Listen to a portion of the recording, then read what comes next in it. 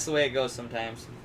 Okay, so here we are. We got Great Balls of Fire. Woo! The first ever Great Balls of Fire pay-per-view was in Texas. I don't remember the stadium. Didn't write that down. Did you get that? I want to say it was Dallas, actually. Oh, Dallas, Texas. I want to say it was Dallas, Texas. I literally just remembered. I didn't write it down. I was thinking nice. But woo! And I was going to say, though. Either way, so, like, Great Balls of Fire, one thing that I thought was funny as it opened up was it was just, like, it was kind of cool with the drive-in thing, but it was also kind of silly. So it was just weird. But there was one thing they said a few times during it, which was the first ever Great Balls of Fire pay-per-view, which made me think, okay, so this is going to keep happening. We're going to keep going back to this I would name. be able to speak to that, but I actually skipped that part.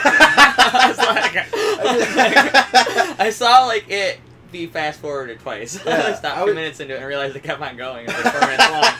It was like it wasn't against it, but it was like it was... I have other things in life. I don't care about the beginning. I didn't actually even have other things, but I was like, you are right, though. It was like, it did look decent. I had also seen it before. They did kind of push that same promo where they're at the drive-in, and they go to, I think it's Shota Shack, and it's like Roman Reigns' car. So it was like, it was neat. It did match like the 50s style and everything like that. So it was cool. Regardless, though, it didn't seem like the stage was set up anywhere near to matching like a 50s anything. Wow, that's a really good point. Yeah, right? So I was like, that. none of the thing actually followed that except for it being a soda stand and then Great Balls of Fire, which obviously... that would have been... Oh, it's a rib. I was like, at least I would imagine. Yeah, but that seems like such a good... I don't know, not even getting into any of the matches yet, but just like, that seems like not even a hard thing to like make it look like it's a movie theater. Car. And that, yeah, like the drive-in theater gimmick and then having some one. cars. I mean, yeah. Someone could have got thrown through one. Someone had the ambulance be a 1950s ambulance. Didn't think of that, but that's awesome. You know what I'm saying? I was like, that's actually pretty fair. Wow. Well, I guess it probably wouldn't have worked for what happened later. Yeah, I was like, regardless. Either way. I was like, and we actually had like a fairly decent starting match. We had Bray Wyatt versus Seth Rollins. Like, I didn't watch a ton back when they first started. I believe they both were in NXT at one point together. And I was like, I haven't seen them fight with each other, but they did actually make a mention of that on the way to the ring. Like, after their announcement, I want to say when Seth Rollins was coming down, Michael Cole made a good point of saying that, like, I believe it was, these may look like the old generation, but it's still got the new Raw feel, which is also funny too because they were doing a 50s throwback theme, and then they kept, well, they only said it once, but it's still odd. And I was going to say it's the beginning of a new feud between two people that have already fought each other, which is odd, which at least it seemed like the beginning of a new feud. Because at NXT they fought, is what you're saying. They fought at NXT, and I don't think they had any run-ins like back in the day, did they, in just WWE? Yeah, I mean, I got into WWE in 2014 at like basically the end of, as they were ending, like at basically the start of 2014. Before that, I would just watch like WrestleMania and shit like that. Which is pretty So fair. that was basically 14 is when the Shield kind of ended a little bit after WrestleMania. I think there's 2 pay-per-views after that, and then the Shield kind of disbanded. Okay. But I think Bray Wyatt had a like, yeah. So I think like Bray Wyatt was fighting like Daniel Bryan and shit like that, which was a match that was one of the matches that got me to be like, dude, I should watch wrestling because that was sweet. So I used to be a really big Bray Wyatt fan, and like lately he's been just kind of a little boring to me, and his matches are kind of boring. Also, too, the WrestleMania match was kind of like kind of pittered out after him having the world championship, which I think everyone thought he deserved. And then after like having that championship, he ended up having like maybe one title defense, and he lost at WrestleMania to Randy Orton, who was his tag partner. Like they were brothers or whatever, and that heel turn. It was a really cool feud, and then they kind of made a abysmal of a match. It could have been a lot better.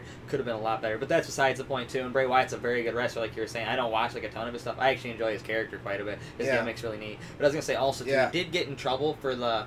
I don't know if he got in trouble for that, but he did have the thing where he's having an affair with his wife with the ring announcer, who ironically announced him too. Wow, I did not know that. Yeah, I was like, so yeah, it's a thing. I was like, yeah. Okay, wait. So the ring announcer, that one, I want to say the black lady that's like the ring announcer. Yeah, he's having an affair with her. Had one, yeah. Had one? Yeah. Damn, was her JoJo or something? Is that her name? I believe that's her name. She's kind of short with the big booty. Oh yeah. Yeah, so that much lady. Booty. That lady. Yep, absolutely. Wow. Oh, and he's married. Yeah, I want to say that lady had something going on with Randy Orton. I don't know, but either way though, that's besides the point. They're super brothers. Yeah, super Eskimo bros. Eskimo brothers. Eskimo bros. But I was gonna say though, so but yeah, I guess like before we get into that, my only thing when we were saying like him, like you're saying you like his character, I like his character too. But for me, it's like other than him winning that title and it being a very lackluster title reign, they just never like let him win. Nope. He so never like, gets to get over. So like, and he's not even completely a heel, and they don't make him completely a heel because obviously people are behind him.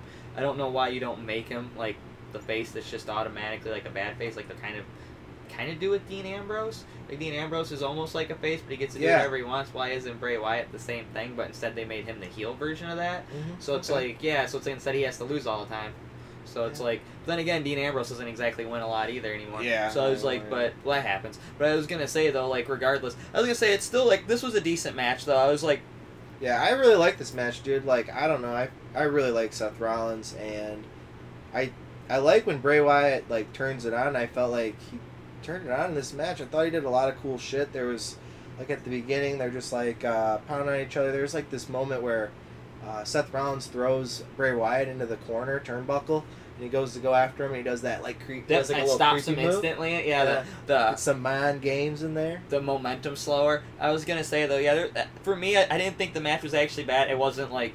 For me, it's kind of choppy because I guess they have fought so many times. And I thought the match should have flown better or felt like it was better. I did like the idea that didn't Bray Wyatt end up like hurting like Seth's knee a little bit, so he had to work the knee. There's a little bit of knee from like I think that was from I think he got him in a what's that, a superplex move? Is that what that's called? The superplex thing is what he did. Absolutely. I think he like landed weird on his knee and then he kind of worked the knee a little bit.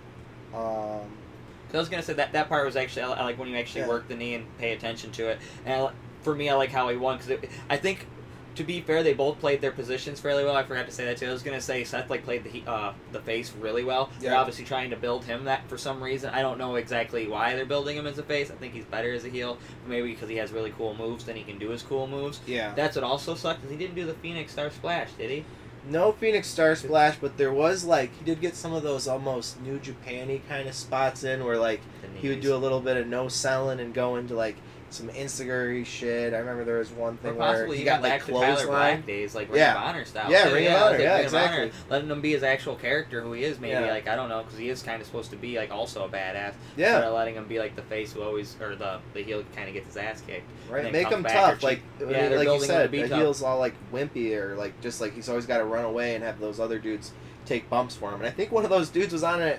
Later on in the pay-per-view, they had like a little spot. One of those, the dude with hair. I don't know the names of the guys that used to take bumps for Seth Rollins, but there's the bald guy that was weird. And the dude with hair. Those weird little tiny dudes with the suits. Yeah, yeah. I was like, I don't know. The one dude with the hair was on later on with the ambulance match. But there's like trying to get the door open. Yeah. And they're one on the floor. Get in the ambulance! Yeah. So short and buff. No! So short and buff. Yeah. Put on Slater! Put on Slater! God. God, don't put that on. But put it on. I don't know. I liked like a lot of spots in this match, and like I'm probably like a little bit of a spot fest person. I like seeing stuff like that. Like when Seth Rollins, it looked like he just got like clotheslined out of his like his head off. Like I think it's like they said it was like got clotheslined out of his boots. Then he got up right after that and got like some sweet combo in. They get clothesline and then countered into like a Falcon Arrow. Like right after. I was gonna say his Falcon Arrow actually is spotless considering how big Bray Wyatt is. Yeah, and he's just so smooth with it. It was sweet. And then what's his face? Bray Wyatt had like an awesome. They said it was a Uranagi, but I thought that it just looked like a rock bottom. I don't really know the difference if what a rock bottom's actually called. But it's that move where. Looked like a rock bottom. It's almost like a choke slam, but instead of being a choke slam, got him by the shoulder. Yeah, and you're like slam him. He got like. Well, I guess like with the rock bottom, you're going over the shoulder and you're going on the back. I don't know. I don't know actually. But he got like Rollins like almost like horizontal on it. It looked like fucking awful. No, he started talking about how he's a god and ended up. That's one of those things I didn't really understand. That's the one part I didn't like a ton about the match was like. Just to be fair, because I didn't understand the storyline, because I haven't been trying to follow Raw as much. It's kind of hard to follow all the time. So it's like I didn't really understand the idea where like Seth thought that he was like not a god. So like, when did he call him out to bow him down? Did this happen? Okay, recently? That was one thing. Okay, I did write that down. Kept on telling us that. And I was like, I don't. It's blasphemy. This match Corey didn't Graves have it. I apologize. This match didn't have it. It didn't have a what's it called, like a promo or video package, and a lot of the matches did have video package. There was no explanation of the feud. It was just propelled by their commentating, which was not good. If you watch the pre-show, which didn't end up having the R-Truth match on, so why would I watch that? Well, because I don't know. I ended up watching it, and then I fell asleep and had to watch the pay-per-view after because it was so boring. Right. But there was a point where where Seth Rollins did actually talk about this. He talks during the pre-show. talk about how he's like, oh, parent. He's like, I don't know exactly what the heck Bray Wyatt's talking about, but I do know one thing. He thinks he's a god, and he doesn't like me because my blasphemy, because I don't believe like that he is a god, and this, that, and the other. And it's like, okay, like that.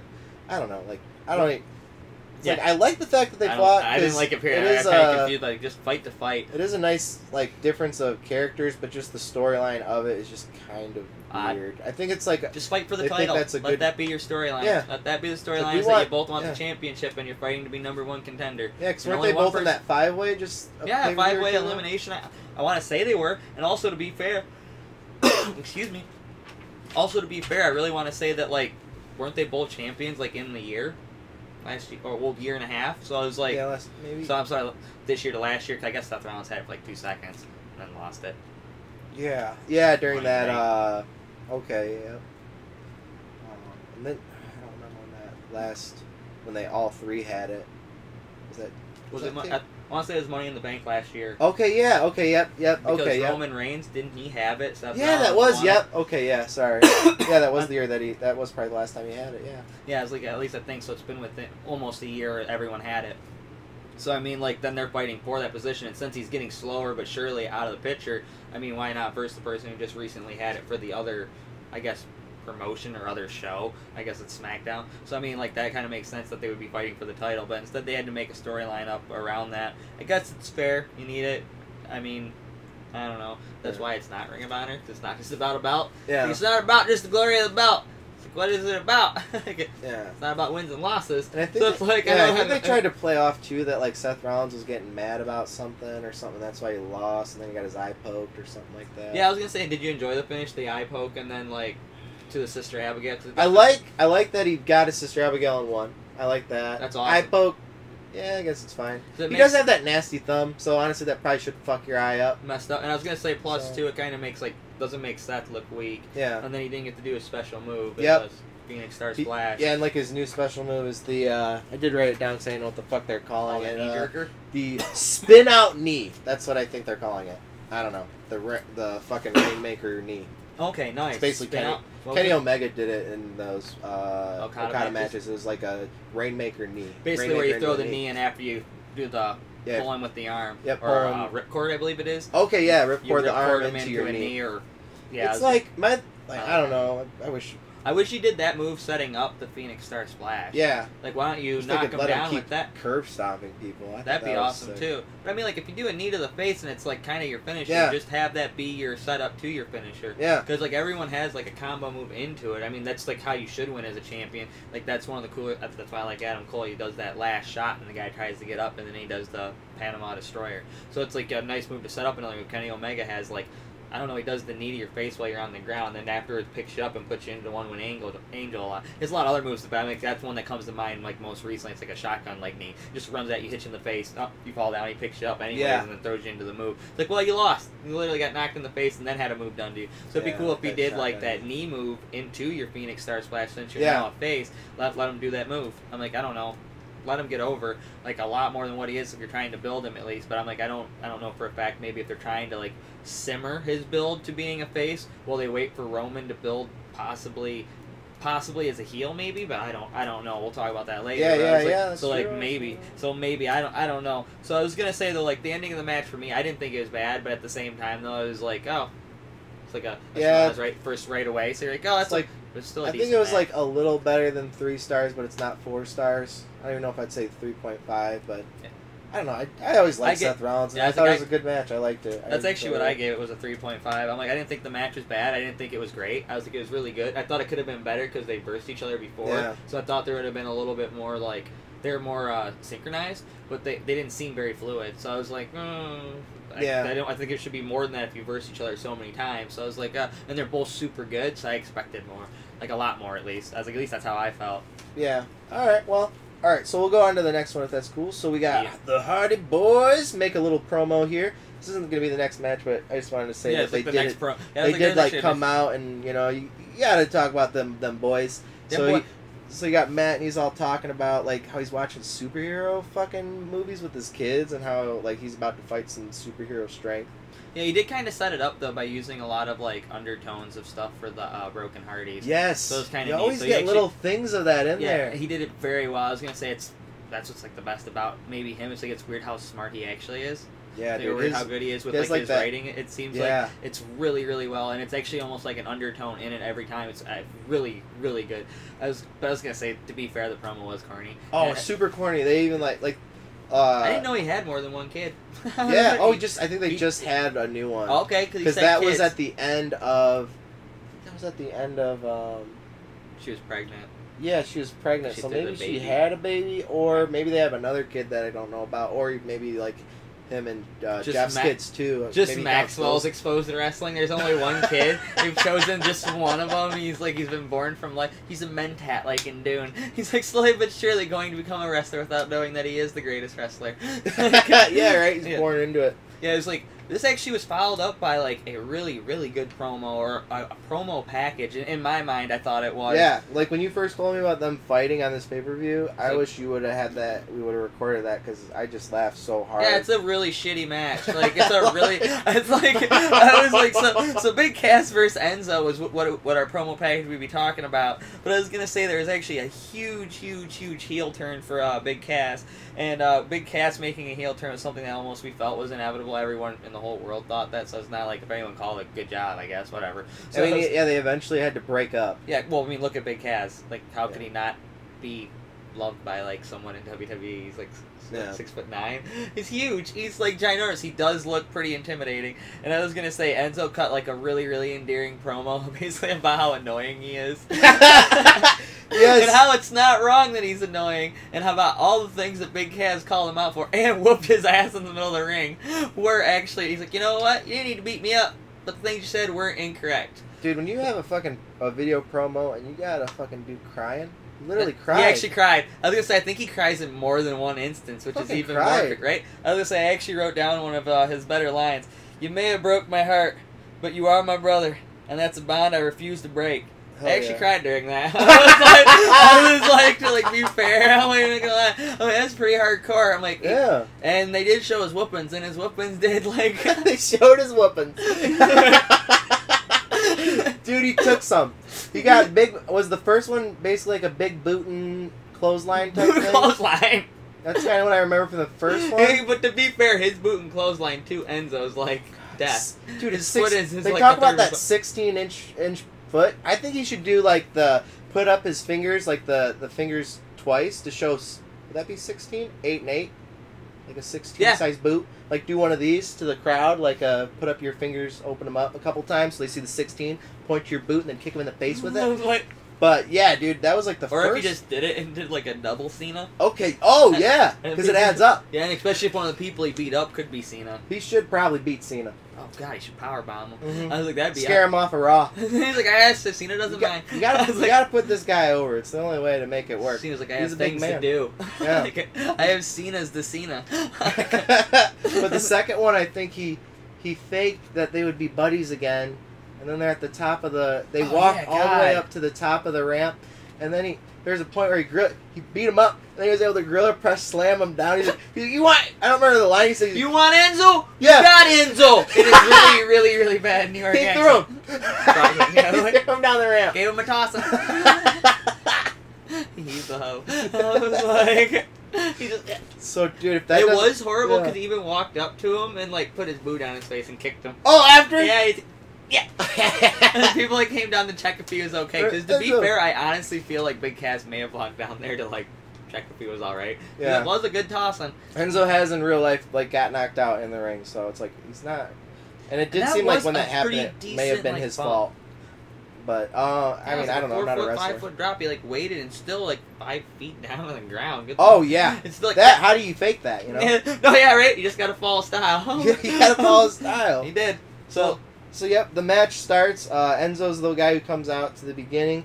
Dude, I feel like the crowd was pretty popping for him, but at the same time, since he's a talker, I feel like they there's moments where they wanted to be quiet when he's coming out. Here, if he's gonna do like a little boom bada boom, realist guy. Yeah, I was actually gonna say they literally were eating out of the like palm of his hands. Like regardless if he had like it scripted or not, the crowd's behind him the whole way. It's like it's probably the best reaction from a crowd I've heard from like a WWE like wrestler coming out and just cutting a promo. Yes, like, period. Because that's how he's got to start. That's like his wrestling matches, his promo. So they let him do that. But I just want to say one thing while he's coming out. So there's a lady with Enzo, like with an Enzo poster, and she's like holding it up, and the guy behind him had a cast as a casshole. Yep. And you can't teach that. Nope. Nope. Not at all. You can't teach that. That was a sign. I just thought that was great teach that. before he gave his promo. Well, did you notice too when Big Cass came out next that when he came down, like his head blocked the thing where it said, so it just made it look like a big ass. Did you notice that? Oh, no, I didn't. So, like, when he's walking down the runway, his name's Big Cass, and he just has his music, and he has his fist up, and I almost wonder if it was on design, because he's blocking the C, and it says Big Ass. Yeah. To endure you, because he's such, like, a person that is hated, they almost subliminally messaged it in there. Maybe I'm wrong. That's a good call. But I was going to say that music was almost good music to be subliminally messaged to, too. Well, his music was like Baron Corbin. It sounded like Baron Corbin's music, that they're like, well, this be Baron Corbin? No... I don't know. It sounded like a Baron Corbin song. Is he song. possibly Baron Corbin? Who knows? But like, but the Enzo promo he gave, I just want to say that like he was talking about like this old. He talked about Old Blue Eyes, which is like Frank Sinatra. He was talking about Frank Sinatra a lot during it, and like comparing like this song he had like called "That's Life." The song basically about a bipolar. He talked about how he's like I have 2 tattoos of it on my body, and like at the very end, like the fucking that Corey Graves dude, he's like. The best takeaway I had from that is that Enzo needs 2 tattoos to remember about, to not forget about life. Right? Oh my god. That's what I took away from it. My best takeaway from that, though, is like, it was pretty... Corey Graves, he's pretty funny on this. He was actually, I was going to say, he was the saving grace. Yeah. Not that Cole was bad, but I feel like there's a lot of times where, like, Booker wasn't doing bad, not going to get derailed completely on the commentary, but I feel like they purposely, like, boxed him out. Yes, like, yes, oh my god. I was going to say I don't know what. The part about football. Yes, I wrote that down somewhere. No one cares about football, Booker. And then they made a hockey reference, like, oh man, we're going to need to pull a goalie. And it's like, I'm pretty sure that's a reference to Booker T leaving and only white people watch hockey. Yeah. So I'm like, I don't know, I'm probably wrong. Yes. So I'm like, but that seemed like a subliminal dig. I would say get back to the match, but there wasn't much of a match to get back to. So I was like, right? I think it's a good match to get derailed on, definitely. Oh, he got destroyed. It was just Enzo getting the shit kicked out of him. There wasn't like a comeback. But that's what should have happened. So I wasn't mad. I felt like maybe a little bit more of a There should have been a comeback for like 13 seconds. The man had the largest pop of the night, and he got destroyed. He couldn't even kayfabe him doing like a kick to the head. He didn't get that. Well, the only guy he's beaten is Jinder Mahal in the last forever. He's a champion. For whatever that's worth, I guess. Like, if that argument's going to be said, I was like, I don't even. Yeah, it's not fair, but it is a thing. It's a fact. It's a fact. He's a champion, and Enzo, he's beaten a champion. Well, to be fair, Cass just beat a man who's beaten a champion in 13 seconds with slow walking and 3 kicks at a clothesline. Oh my god! So evidently they're building him up in the universe. So yeah, he like beat the crap out of him and got the 1, 2, 3. Yeah, just beat him. Yeah, he beat the hell. So it was a match that I thought the promo got like 5. Like, the promo package got like 5. You should give that a 5. I think that's pretty good. Literally gave that a 5, but then the match I gave a 3 because the match was like non-existent. Like, as a match, it was like not like worth watching. Yeah. Like you said, it was something that was supposed to happen, but I'm like, let him have a rally. Yeah, but you were kind of talking about this earlier, how this is very Raw, and I guess that is true. It's kind of like, if you're going to do that, just do that on Raw. Don't make me pay for it on a pay-per-view. Fair enough. Well, yeah. So, I can see that, but at the same time, or have the Cruiserweight match instead of that and have that match on Raw. Because there's a Cruiser title weight match, and it's like, you're not even going to incorporate your title. But you're going to incorporate Enzo versus Kaz, who's probably going to be in the Cruiserweight? This guy got killed in 2 seconds? Because that was one thing at the very end that Cole said. He said, where does this leave Enzo? And that is it is a very good question, because, where the fuck, what happens to this guy? Maybe you can just, like, turn around and be like, hey, I'm sorry. Can't I just be your manager? Right? He actually does it on Raw. And he still beats him up every time. He like comes out and he's just like his manager, and then he's like, "Oh, why don't you be my manager?" Like, too bad. We're bros, dude. We're contracted. Got to manage the situation. It's like, but yeah, 205. All my matches. Like, 205 does seem like the logical place for him to go, and that's kind of like, I mean, he is kind of like a little bit of a goof character, but whatever. It's wrestling. It's it serious. sucks too because his promos are too serious for a while. Yeah. Like, just on a level that's so decent that it seems to be wasted going to 205 in a show that doesn't have a storyline that like anyone can follow without having the network. Yes, but it's So like it's if you had him, Neville, and Austin Aries as like the top guys. Austin Aries got released. Exactly. So it's like, yeah. but he just got released, so maybe it doesn't work. Yeah, you have Cedric but Alexander. Say you have had those talent. three you guys. have Brian Kendrick. You have Torazawa. You have actual people that are like at the level of giving you 4 to 5 star matches every night. Oh, but they make them fucking dorks. Yeah, dorks like in a level that's almost unbelievable, and the show's really hard to follow. Like Rick Swan's a very talented wrestler as well. A lot of PWG alumni or PWG like all-stars that are on that show. It's basically like a PWG, and like it's one of those things that it's like maybe they thought they were scalping talent away from like the indie circuit, but the indie circuit has a plethora of talent that just keep rebuffing. So it's like I don't know why they're doing this to him or how long they have a lot of these people on contract, but it does seem like a huge waste to have like Neville destroy everybody constantly. You know what I mean? Especially like Austin Aries. Like that seemed really weird that he like beat him like what 3 or 4 times. Like it's like oh we won 4 times in a row, or like I guess maybe Austin Aries won once or twice by DQ, but it's like he never got the chance. He still has the belt. That belt's been on the same dude forever, and it doesn't seem like people care about him having the belt, and he's legitimately the coolest guy to have the belt. So where you at? It's like you're not having anything. They can't build any of these other guys. They can't make any of the other guys cool as Neville is. And plus, almost to that point too, is like if Cass destroyed Enzo like that quickly. Yeah. Like if that actually ended up happening, what does that say about the cruiserweight division? Yeah, if he it's goes not even in allowed there, on the Raw. It's like that's why you only get momentary segments, and that's why it's so hard to follow. And I think that's almost proof too that maybe like the subscriptions are only for pay-per-views, or the network's only for like because no one knows what the hell's going on in like any of the cruiserweight things like ever. I knew like for the first 2 months, and then it was hard to follow. I like Brian Kendrick. It's like it. Yeah, he's awesome too. I didn't even think about him, and I don't even know what they do with him anymore. I know he had a few with Toraza or whatever his name is. I keep saying his name. Toriyama.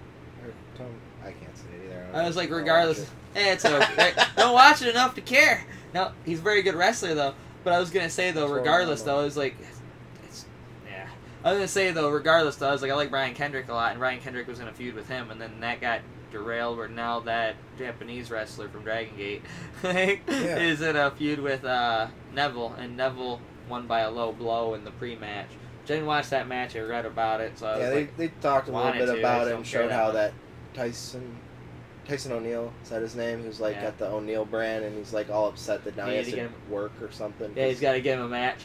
He's got to get him a rematch. How hard can that be? He got fucking nutted. Yep. Just be like, yeah, he got nutted. Like, how about we get him another one? Who does he even talk to? Who's That's like true. the commissioner of that show? Yeah, they don't have like a Raw or SmackDown. It's shouldn't not that be after like SmackDown, but I mean, shouldn't that be like Daniel Bryan or something? Like he was the they don't want to give announcer Daniel Bryan back any then. more responsibility than he already has. Yeah, I mean you definitely shouldn't. It's like not really He great. doesn't really seem to care about what he has. He's like, yeah, it seems like I don't want to do this. It's like, but this was actually followed up by like, in my opinion, one of the better matches of the night, or maybe one of the more hard-hitting matches too. But I was gonna say The first ever Iron Man Tag Team Championship match, Raw edition. I really liked the match, dude. I was gonna say it was so good. It was the Reborn Hardys, Matt and Jeff, which is funny. They had shirts on that literally said Reborn. I didn't notice that. That's a good call. Wanted to make a note of that. I was like, versus Sheamus and Cesaro, and Sheamus and Cesaro, in my opinion, looked badass when they came out. They looked hell yeah, right? Dude. They did a fusion. Yeah, did you see the fusion? Fusion Ho. I was like, it was really right. Dope as hell. I was gonna say that was probably one of my favorite parts to it, but I was gonna say, and their jackets were neat. Regardless, I like them as a tag team in general. So it's like they seem to be doing really well on Raw. I don't even know who else is on the tag division. I know they used to have the members of like the Bullet Club, but they don't have Gallows and Anderson. But I haven't seen SmackDown now. No, they're still on that show. I haven't seen them fight. But I was gonna say because these two have been feuding, it almost seems like it's unnecessary to see anything else. Which is probably like good and bad. Yeah, I mean, it's fair because you need dude, you got the Hardys. You got to show the Hardys, and I am glad that both Cesaro and Sheamus are getting like in a spot where you get to see him because constantly. Sheamus isn't like I know you like Sheamus. I like Sheamus like for what he is. He's just like this big dude. He like has that presence. It's like people pretty hard. I mean, it's not like I don't know. Like most of my other favorite wrestlers are nothing like a Sheamus, but I'm like whatever, dude. I feel like this guy does good, and I really like Cesaro. I think he's an awesome wrestler. He's like a Mike Elegant for WWE. Yeah. He's a big, strong guy. Yeah. It's like he's not going to do backflips or anything like that, but he does do really cool kicks, suplexes. He'll throw you around. Yeah. He'll do some really... He'll knock a guy's tooth out. Knock his tooth right out of his face. Yeah, with the kick. A bra kick. Lets you know that you can't do this job. Right? I can't be a wrestler. You got to level up. I don't want that to happen to me. You got to level up, but I'm never going to get to that level. I'm never going to be above 6 foot tall, let alone 5'7". I was like, so I mean, that's the way it is. But I was going to say, though, the match actually started out really, really cool. They had, like, I believe it was Cesaro was in it first, and he did a thing where he ran... Sheamus and I believe Matt were the legal guys in at the time.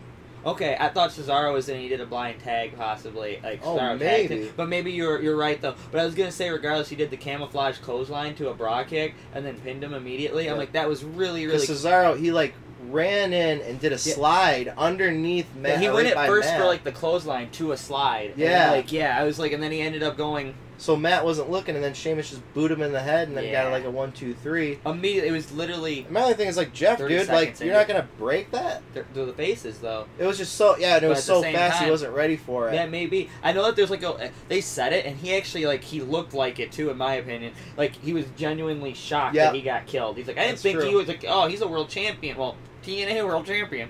I was like, that's legit. That's yeah, Austin Aries.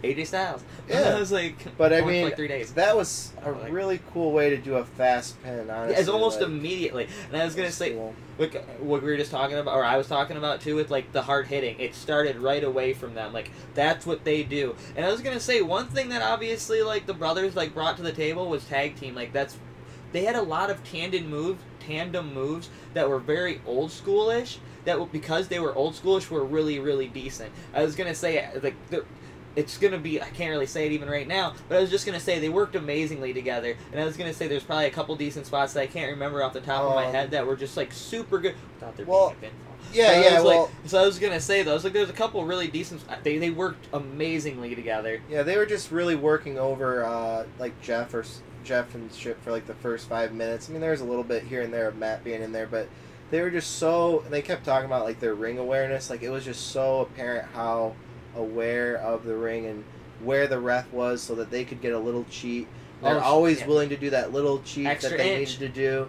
Like you said, they like even how got they were boozed, playing. which was awesome. Like, I mean, and I think they're genuinely liked, but they actually got boozed for their tactics, and like that's how good. Also, I think the Hardys played the face. Yeah, they're pure face. Yeah, and they didn't cheat. They didn't do anything. Even like I was just saying, there wasn't too many times that even Matt Hardy did anything. I think there's one point where Matt Hardy was getting called for getting disqualified by Corey Greaves for making like an interruption outside the ring with somebody.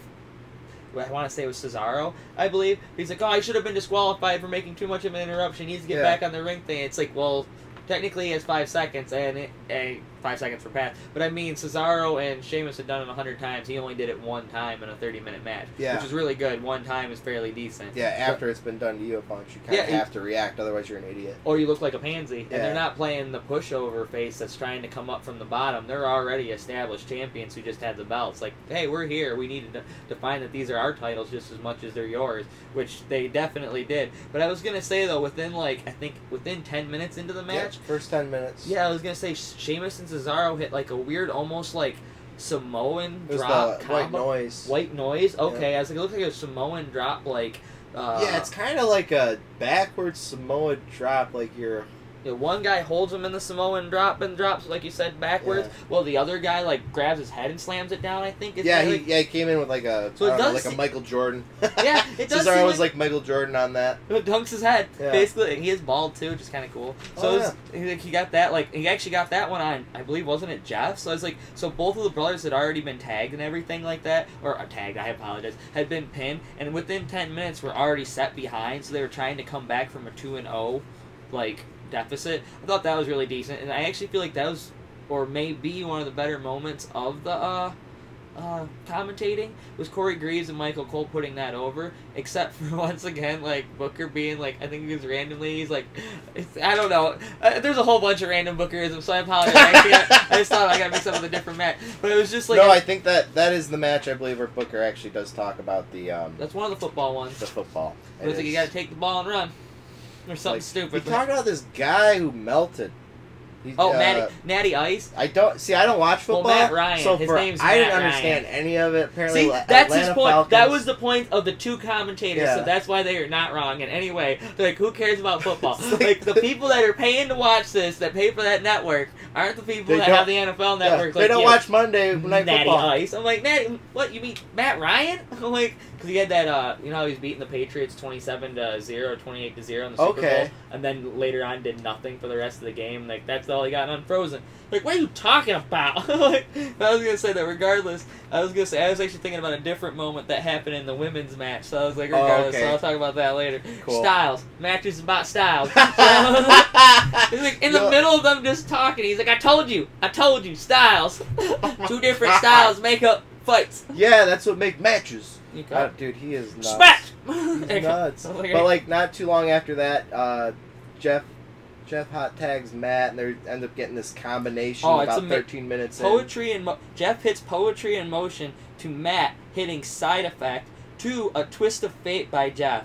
It was actually amazing. I was gonna say it was that was one of the moments where I was like, they worked so freaking well together. It was insane. And then you can see how that they influenced tag team wrestling so much that you saw glimpses of the Young Bucks literally in that move. Definitely, that's how I felt like when I saw that move. You're like, oh, this is where the Young Bucks were like, you know how you make a good match or like a good combo? Watch the Attitude Era Tag Team division. It was like, or the later version of it, the 99. Yeah, I probably shouldn't bring up what they do because it's just, I don't know. We'll just talk about WWF. But, it's okay.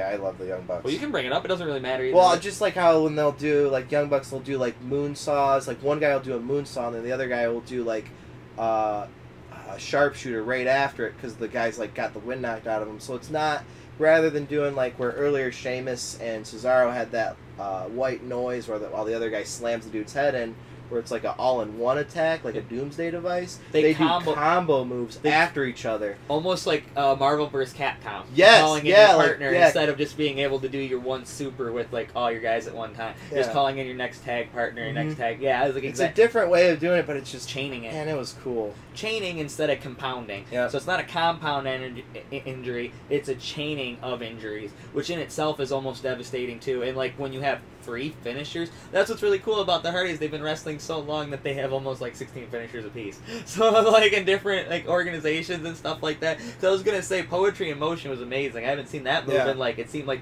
forever, or like just randomly watching like YouTube clips of like Jeff Hardy versing like CM Punk. I don't care. I don't care about like WWE between 2005 and 2014. I don't think you're supposed to. Not going to. I like John Cena. Like, that's it. It's like, oh, I'm like, bad don't be mad about that. I'm like, I like John Cena. Whatever. Fuck it. Like, but I was gonna say though, yeah, that got them their first win at 13 minutes in with that sweet combo. Yep. Right. Then there was, I believe, at 17 minutes, did they get a count out? Yeah, I was gonna say Cesaro actually definitely heals up, and while Sheamus is like distracting. Well, I want to say that Jeff tried to get in the ring, and then Sheamus told the ref to get over there. And when the ref got over there and started paying attention to the situation that was going on between whatever that, Cesaro beat the living crap out of Matt and threw him up against the apron and stuff like that, and then jumped back up on the ring. It's another point to your ring awareness. And they were completely... Yeah, that was right after Matt threw Cesaro in, right? And then like... Because Cesaro wasn't... Or no, he threw Sheamus in, I'm sorry. Yeah, threw Sheamus in. Yes, and then Cesaro came and beat the crap out of Matt. Yep, absolutely. But there was something also that happened with the referee. There was a distraction created by the referee. Also, too, I was going to say, has something with the match was it's something that's like very, very rare with the WWE match, and you can tell that the cameramen weren't very good at being able to capture it. The whole ring was utilized. And they weren't very good. Like, one thing you get from New Japan, because sometimes it's even annoying, or PWG, you always get the whole ring. But the reason that you do that is because there's going to be psychology of ring work. Because, like, obviously, PWG, you don't have time to build story. And Ring of Honor, you don't really build story. There's, like, literally, like, 2-minute vignettes and stuff like that. They're getting more and more now. And I was gonna say New Japan has like promos that they put out like weeks in advance about the people, but the show itself, when you're watching it, has like the promos explained as it is, and it doesn't seem to be quite as promo orientated as WWE. So it was all about the ring work, and that match seemed to be a lot about the ring work. And it seemed like they actually missed some stuff accidentally because of like camera angles. I was gonna say like there's a couple hot tags that were made or blind tags that were made, and then you didn't see them, so it was kind of confusing, and they didn't actually have the whole ring in angle. I don't know if it was done by design, but if it is a design, sloppy design. So I'd rather see it happen and be like excited that the wrestlers were that smart about it. You know what I mean? It's like, oh, he did a hot tag or a blind tag. I apologize. And then he did a blind tag, and the guy didn't even see it who made the blind tag. Like, sometimes I wish they could have like a little thing on the bottom that shows you who's like the legal guy, because just. Or if you have the network, pay for that when you have a TV your size, possibly. Yeah. Like, I'm like, hey, I should be able to utilize. Even if you have a smaller TV, you have the screen and screen. Yeah, you can show me a little thing on the bottom that shows like this guy's. I don't know. This guy's the black guy. This guy's the white guy, and then this guy's the red guy, and this guy's the green guy. Right. You know, like one team's black and white, and one team's these colors or whatever, just so I can know who's in. Because sometimes I just. Back like when the NHL playoffs had the colored puck. Yeah, next level. Love me some laser puck. Yeah, I was like, I love me anything that's gonna help me want to watch this more. Yeah. And there's just like a lot of just. This match is awesome though. But. Yeah, dude, this match is great, dude. And there's like a lot of just booting and stomping by Sheamus and Cesaro, just stomping the shit out of these guys. And then eventually, about 23 minutes into the match, Cesaro fucks up because like. I even wrote down how like aware of the ring they were, and I was like, man, this just seems to be like the reason they're winning. And then like right as I'm writing that down, Cesaro fucks up, goes into the corner of his opponent. It's another 2-man combo for the pinfall, which I thought was really cool. It was like a weird back-to-back roll-up, I think it's called. Yeah, so like back-to-back, and then Jeff came from behind while he had him rolled up and actually dropped on him while he was doing the splits. And then had a pin with it, so they double pinned him. So yeah, it was really cool. It was just, and it was looked just almost different. like something that Zack Sabre would have done. Yes, exactly. Yes. I was like, but it had another dude that like jumped in and helped. He's like, hold on, I'll also do it. Once again, it's another testament to how good of wrestlers they actually are, and it's weird how much I hated them. But since they created the gimmick of the broken, like I can't help but be like they're so good. And then you see someone rehash their careers and then come back, and then you actually watch them wrestle, and then you're more into the wrestling than when you were younger into the character. Okay, and you realize how good of wrestlers they are. Yep. So then I was like, I definitely got to give them credit for that, because when I was younger, I hated them. I was a Dudley's, and I liked the Edge and Christian, which is weird too, because if you like them, there's nothing wrong with that too. Because if you watch their wrestling, just as good. Yeah. But to be fair, because even Bubba is really good on like the indie circuit. He's a good indie guy. But I was gonna say though, they are just so good, and that was another incident of them working so well together. Their tandem moves were just. And there wasn't that much awesome. they're so clearly, good. Matt and Jeff are clearly dudes because they're older. Like they're clearly dudes that have like learned as they've gone. Like they didn't do that many crazy moves. There was a point where Matt told Jeff to go for the dive, and he dove out at the guys. He sat down and made a table, and got on all fours and made a table for Matt to jump out. Oh, so that is right. And it's weird too because they're reborn, so maybe it's something to that, or like who knows? Like, but there wasn't that many like crazy flippy do. I'm gonna kill myself spots. Like they're like, all right, spots that were cool were all hard hitting or tandem, which is what you want to see from a tag match. Yeah, you want to see tandem. Like, I know offense, the only reason I don't want to see a singles match devolve here, because I'm watching 9 singles matches or 6 singles matches. The reason that we're watching this is for a breaking the monotony. It's a little bit of variety. It's not a gimmick, but it used to be a gimmick. So long ago, like, hey, you make this into a gimmick, it's just going to be a match because it's that good. So it's like, and they actually are like, oh, this is why this works. But I was going to say, though, I want to say at the what is it? They followed that up with another one. I don't know exactly what time this was, but I was going to say, I believe it was Matt Hardy got Sheamus up on the top rope and then hit him with the twist of fate off the top rope and then tied it up, I believe. I think that was like with 3 minutes left in the match. There's about 3 minutes left in the match, and they got that.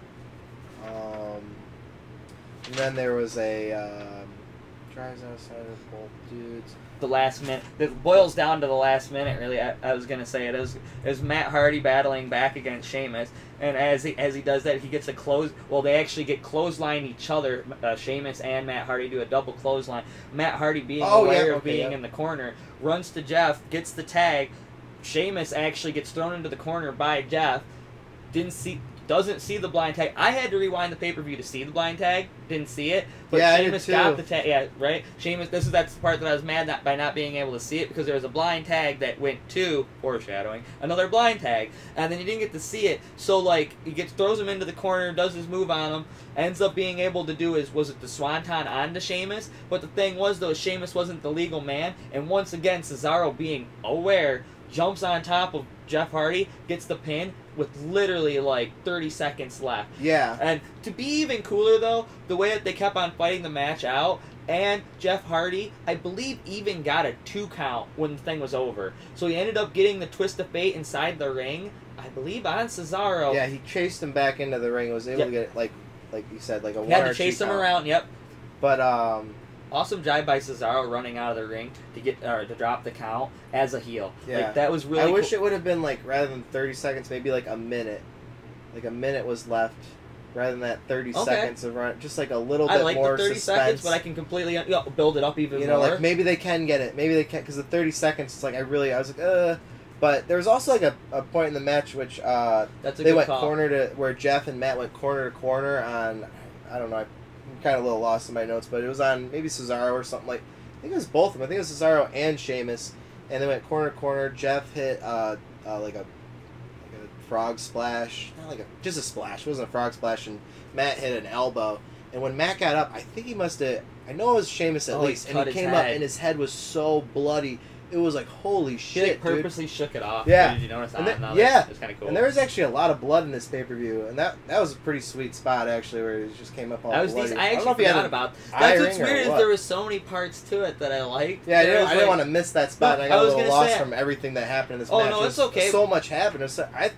I thought this match was fucking awesome. I was like, it's debatable for the match of the night. Not that I want to ruin anything for anyone, but I was gonna say though, it's debatable for that. I think for me it was. I was gonna say, and it's actually the second time that Raw's had a tag match that wasn't bad and almost stole the pay-per-view. The last time was also these gentlemen fighting each other in a cage match that even had an ending that could have been considered botched, and it was still just such a good wrestling match that it was awesome.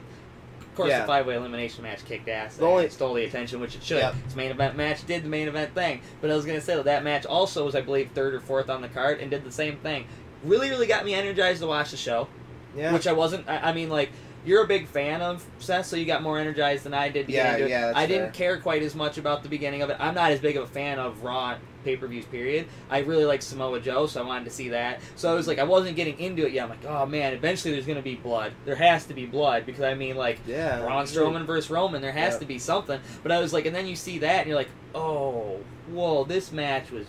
Because you know they put everything on the line. Like, yeah, he was bleeding off almost the wrong thing, but it's a high-risk move. Doesn't matter. It's a high-risk move, so you can get fucked up by it. Even so if he cool. smashed his head into another guy, he still is on the pin, so it's going to fuck that guy up just as much. And I don't need to get my shoulders up if I'm laying dead weight on you. Good call. Right? I'm like, like, you push me off you, man. I'm like, right now, it's like, I got the belt, technically. Yeah. I'm like, I'm the champion. I'm laying on you. I was like, that was... but I was going to say, there also was another good spot where I don't believe they got a pinfall off it. But, like, I want to say Matt Hardy was near the ropes, and Cesaro got an uppercut from outside, a European uppercut, into a roll-up by Sheamus, which I thought was awesome. Yeah. Or, I mean, maybe it was a suplex. I apologize. No, I think you're right with that. Was roll-up? Absolutely. And I was going to say, they didn't get anything from it, but I just thought it was really neat. So, yet again, like, a really, really, really decent spot. Yeah, my only thing with this, it's kind of a weird nitpick, like, just, I like to know what the fuck is going on with the rules a lot, and just... I was just kind of like, okay, so what are the rules for this? Like, after you lose, you just stay in, which is apparently what happens. Like, yeah, you just keep going. You just keep going. But I almost was like, well, if it's a tag match, shouldn't they almost switch or have an opportunity to be allowed to switch? Or, I don't know, maybe a little overthinking it. I want to say there's even a TNA match for Christopher Daniels versus, or no, Jerry Lynn versus AJ Styles in, like, the earlier years, so it's like 2002-ish, 3 or 4. Either way, though, and I was going to say that's actually something that ends up happening, so the only reason I thought of this rule is Jerry Lynn does a move on AJ Styles and gets 2 pinfalls right away because it was so devastating. He's like, right away, just whatever. In an Iron Man match. Yeah, and then stood up, and then it was a 15-minute Iron Man match, so he's just like, F cool. this, bro, because that's when they were first starting out. Actually, we probably should watch that randomly. That's besides the point. I was like, but regardless, though, I was gonna say it was a really good match, and for me, I gave it actually a 4 point. I want to say that was a 4.25 or it was one of my better rated matches. It was a 4.25. I was like, it was a really, really good match. Yeah, I think that's fair. I really liked that match. I just thought it was you really can squeak it up if you like, but I was gonna say that's just what I gave it because I was like, it wasn't bad, but it wasn't like. I would say so good. 4 to 4.5 definitely. I mean, it wasn't 5 stars, but 4 to 4.5 is I think is totally fair. It's just like, I don't know, it's the first time I've seen a match like that, and it's like you can either when you don't see a match before like that, you can either like do good or do horrible, and I think they did really good. Like, I don't know, I was happy. And even though like the Hardys still haven't won the belt, I was still happy. I was happy to see those guys keep the belt. Me too. I just like those guys with the belt, and it doesn't hurt them. You know, it's like, I guess you shouldn't hope for something that you're not sure will happen, but I want them to do something with Matt Hardy getting broken and Brother Nero, or maybe they change the name a little bit and blah blah blah. But Well, Jeff Hardy versus Lesnar does seem like a WrestleMania like cream dream for a lot of like old school fans. Okay. For the generations that we weren't watching, or the generation we weren't watching, I guess I would say old school fans. I guess we're more old school fans, but I was gonna say the fans that were just 10 years younger than us. So they're hardcore fans because they actually watched WWE all the way through. So like I think that's hardcore of them. So I was like, that's hardcore, bro. Yeah, I don't know. That's hot. That's hot. That's hot. You like Vegeta? You like Goku? That's hot. That's hot. I like Scorpion. You like Roman Reigns? That's hot. That's hot. You like John Cena? That's hot. You like Brock Lesnar versus Jeff Hardy? It's hot. Sorry. Speaking of Cena, we'll go on to another thing. After this match, I believe they had like a little promo for a John Cena and a Rusev match. Fuck me, dude. Sorry. I hope I didn't say it too loud. You did. Oh my gosh, dude. They fought like a year ago or 2 years ago. But you know what? You need to have a good old-fashioned flag match. Because everyone knows where... Here's what I'm going to tell you. If I give you a map with Bulgaria highlighted, you wouldn't be able to point it out. I'm like, what, Russia? Right here, it's a big one. No, Bulgaria. No, he's from Russia. He says Bulgaria. Yeah, now they changed him from being from Russia to Bulgaria, which is... It is smart. I mean, the flag tattooed on his arm is different. Vince McMahon is friends with Trump. Oh, that's a good point. Right? The Trump Nation. Yeah, you can't be... That's a good point. You can't be fucking Russian or you can't do that. But I was going to say, that was actually kicking off the SmackDown pay-per-view of Battleground, which I have no idea what's going to happen on that. But one thing I may bet, just as like a teaser, I believe that AJ will verse Kevin Owens for the U.S. title. I just have a feeling of it, because there was a dark show where like he beat Kevin Owens for the title and then lost it 2 days later. Oh, he did lose it? Yes. Oh, wow. Yeah, just last night or 2 days ago. Okay, all I heard was that he won it at Madison Square Garden, so then he lost it. They were saying that was... Well, at least what I heard was, or what I read, I guess I should say, because I read it from CBS Sports, and they said that it was like, that they were probably just giving it to him because it was Madison Square Garden, but I think that was also reported from, like, Dave Meltzer. Yeah. So it's like, I don't know, so I have no idea if that's true or not. But I do believe the last, I mean, I don't know exactly the last time, but I remember when wasn't it Big Daddy Cool Diesel that beat that, Backlund guy in like 20 seconds or something like that, with a power bomb. I think that was at Madison Square Garden in a dark match. And I think even Bret Hart lost to that Bob Backlund guy in a dark match, but I don't know if that was at Madison Square Garden. I'm not sure. I'm sorry. Was it dark? But I know that it was a dark match for that for the Bob Backlund Diesel thing. Yep. And that's the last time I know of it changing. But that's I guess that's a different belt, different level of belt championship versus. Not gonna lie, it's pretty funny. Right? Yeah, I'm getting fired. To be fair, it's hilarious. Let's be honest. It is. Like, it's one of the better. Fuck you, Backlund. Go Detroit. Like, right? Yeah, right. Bring it to him. But I was gonna say, it was actually followed up by the Women's Raw Championship match, which two really, really good competitors. Both of them are amazing. I was gonna say Sasha Banks, challenger, versus Alexa Bliss.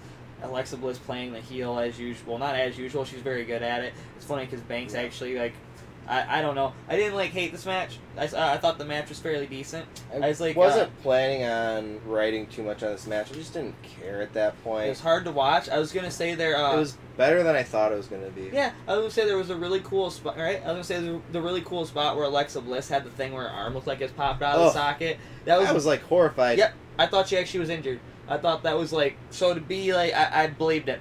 I believed that. I was like, oh my god. I was like, I thought she was hurt. Is double jointed. She took her elbow and like double jointed it down, so it looked like her elbow dislocated, or her forearm dislocated from the top arm. I was like, I'd like to say she fucking nasty, and her facial expression for it was like that shock and awe, and like she looked like she really pulled her elbow out of the socket, and then she like literally popped it back in. Yep. But it's like, I think that was the kayfabe part, was that she's double jointed so she could turn it around. So then she kayfabed, and then she like did some shit where she like licked her lips and stuff. It's pretty hardcore. Yeah. I was like, that was actually one of the better moments. I'm like, oh wow, it kind of did make you fucking crazy looking. But I was like, yeah, right. There was like it was like a decent match, and it got kind of exciting, and then it ended. Yeah, I was gonna say what it did was it started off really fast, and then it went to a slow point, and then when it tried to pick up, it just immediately ended. And I think maybe they did it on purpose for you to want more. Yeah. But it's another one of those moments where it's like the cruiserweight division. I can't understand your planning and building a belt this way, or building the competitors in this way. It's really hard for me to be like, oh, you care about who's versing each other for this belt. And I feel, too, that it was something that was leading on to another, which is something you'll probably hear me say 8 times. It's going to be on another pay-per-view. It's going to be another match on another pay-per-view that's just going to be fodder for the next 3 weeks or 4 weeks of them talking about why they're going to beat each other up. Yeah, because Banks already won the belt and she won the match. How long against Charlotte? So I was like, she ain't going to win it on Raw again against like Alexa Bliss. Don't you have to give her a match again? She won it. Like she didn't lose. Like she won the match, but she won by count out. I don't exactly remember how it was like a weird. It was count out. She rolled out of the ring and she got a count out victory. Right? Yeah, Sasha Banks won by count out, but she's like, but still world champion. Yeah. And then like Alexa Bliss's music came on. She walked all the way up to the entrance, and Sasha Banks actually came down and beat the shit out of her. Yeah, that was exactly because they did Sasha's music. And it's like, well, because she won. But then they did Alexa's music, so it's like, well, she's the champion. I'm like, well, that's kind of weird. Like, she didn't win, though. And then, like, Sasha Banks beat the crap out of her. So then they played Sasha Banks' music after that. Got to hear all of them. She threw her, like, off. She, like, threw her off the announce table. Because, like, on the Raw, I guess, like, a lot of the announce tables are over, like, by the ramp for whatever reason. They have, like, these ramp announce tables. Only the ones that are like the raw English. Yeah. I think Spanish is still. So's the German. Yeah, there's like 2 or 3 of them still down there. Can you remember? There's a couple down there, but then there's a couple more up there, even further up. It's really weird. Just so you know, all 3 of them are gonna get destroyed. But she like knee bashed Sasha Banks like did like this knee bash on Alexa Bliss from like on top of the announce table, and just the way it's set up, it's like, I don't know, it's maybe like 6 feet above it or something. It's basically like a top rope. Pretty nasty. Thing. Yeah, I was gonna say it looked nasty, and it looked like she got her nose busted open or something. Did you see that? Yeah, she's a little bloody. Maybe her lip, maybe fake. Could have been fake though. To be I was fair. Gonna say it did feel like we saw a lot of blood in this pay-per-view. So I was gonna there's more blood. There's 2 more matches at least. Be more blood. I was gonna say I didn't think the match was bad or anything like that, but I was gonna say I gave it a 3.25 because I feel like it was a match that's obviously it's a world championship. They didn't botch like a ton, or like really at all. I'd probably give it a 3 because it was just like not that great, but not bad. And that whole fucking arm spot, like I marked out for that, so I can't. I think if you mark out, it's at least a 3. Yep, I was gonna say right. You know? No, but it's just kind of like it pulled out too quick, and I was just like, But then you got the knee bash, and that was fucking nasty. The knee bash was decent, and I was gonna say my thing too, like, at least for me, giving it anything under a 4, at being sustainable at a 3, would be like the feud being drawn out. Just like I feel like they did with Charlotte and Banks too much. And it's like, how many more times are we going to see this? And I don't feel like it's their fault as wrestlers that they have to do 7 matches in a row. Yeah, can't hate on them so much for that. Don't want to. Can't say that I do. But I was going to say, actually, the next match was the Intercontinental match. And I was going to say that was followed by The Miz, followed up with his Miz-tourage. Yeah. That was pretty decent, right? Yeah. They had a promo, too, that they cut backstage and stuff like that. I was like, I didn't really partake in it. I like watched it, but I wasn't. I was making food. Yep. Once this came on, I'm not a huge Miz fan. I respect him. I'm one of those people that you just gotta like respect the guy for being so good at being a heel. Right. But it's like when push comes to shove, I'm like, well, I don't like love your matches. Don't hate him. I think he had a really great Dolph Ziggler match. He's had a few pretty great matches. He's one of those guys that's sustainable as a wrestler, and his mic skills are amazing. Yeah. His mic skills are so good that it basically sustains him as a person. Yeah. And Dean Ambrose is actually somebody who's very good on the mic as well. So I guess like him and Miz versing each other is like, it makes sense, but it's been played out. Like I just said about the Raw thing. I don't think there's anyone that's fought longer than these two. Yeah, right. They fought forever. Like I was joking with you the other day about how it's like this is long-term booking right here. They've been fighting for 5 years. Yeah. I don't even know. They've traded that belt 9 times. Yeah, don't dude, even care. It's so like I didn't really watch that much of it, but I mean I didn't invest myself that much into this match just because of that. So I guess I was happy with it because I didn't have a lot to complain. Hope for, I was the same way. I was like, I watched the match almost with like a filter on. It's kind of weird, like just watching it while watching it. Wasn't really paying attention a ton to it. I was gonna say my big thing with it was that I felt no matter what, Miz was gonna cheat and win. Yep. I was like, so it's like I felt like it was another predictable match. That's one thing that I felt like with this card that it did lack, and that's why Cesaro versus the Hardys was so good. was because everything was so predictable in Okay, the build. yeah. So it was like a very easy, like, I know, like, you don't even have to be good at booking. You don't have to know anything about booking. You don't have to be an armchair booker. And yeah, I did quotations. So it was like, I was like, regardless, like, you don't have to be any of those type of things to know what's going to happen. You know what I mean? I don't think you have to be smarter than anyone or dumber than anyone. If you watch the show a lot, I think you know what's going to happen with a lot of these matches. You're going to see them all fight each other again, either on Raw or leading up to another pay-per-view. They definitely will probably fight a million times on Raw. That's why I can't even watch that shit. Yeah, and it'll be a schmaz ending to 2/3 of them, which is even better. Unless it's like a women's match with Charlotte and Sasha, and they'll be better than their pay-per-view match. Like, what good is that for anybody? I don't know. Nothing. A whole lot of nothing. But, yeah, I mean, this match was pretty cool. Like, I remember there was a part where Bo Dallas and Alex... no, it's not Alex, is it? I'm trying to think of his misdriver's name. Axel. Axel Henning? Yeah, whatever. Axel Rose? Or I don't know what his fucking gimmick name is, but Axel Hawkins? yeah, he's the Henning boy, but Axel Billy? it's just like they're both his buds, and I was just happy to see Bo Dallas because I just like Bo Dallas. I know he's crap, but I just like him. I just really like good, him. To be fair, he's a good wrestler. Yeah, and there's like this bad. part where because Corey Graves is the heel, but he puts over the heels. He's like, "Well, look at what Miz has done for Bo Dallas. Look at some of that stuff on him's fashionable." Like some of it, some of it was, like not all of it, but some, like so. I can't give him complete. It was credit. such a great, Bo Dallas. Yeah, it was such a great backhanded comment. I'm like, oh, that kind of got me. Backhanded compliment. Yeah, backhanded compliment. Yeah, thank absolutely. You. No, yeah, absolutely was. And there was some good, and then the actual match, there was some actually good working of the leg for Miz because he's got to always be ready to get a guy in a figure four. Did he even put a figure four on him? I don't think he did. I know he tried. I do know that Ambrose did hit the Dirty Deeds, and Maurice put put his foot up. The only problem I had with it is the ref wasn't looking that way, period. So there was no way that the ref would have ever seen it, because the reason the ref had to position himself there was so that he wouldn't have seen Maurice put the foot up there. Mm-hmm. So then how would he have seen the foot up there if he was positioned not to see her? It's definitely like one of those things. It's like, well, I know I shouldn't look at it that much, but I mean, like, that was really... You go into that, like, try to be kayfabe. It's like, well, maybe in the rules of ref, you don't look around I even think in the rules of kayfabe, you don't look at the rope until the last second of the count. Even though see, like, sometimes the Midnight Express up and sometimes they shaking their heads. Yeah. Aren't they alive? Oh yeah, they're alive. They're alive, but they haven't. They're on that Broken Hardy's. That was so great when he leaves one of the Midnight Express guys up on the cherry picker. Oh, yeah.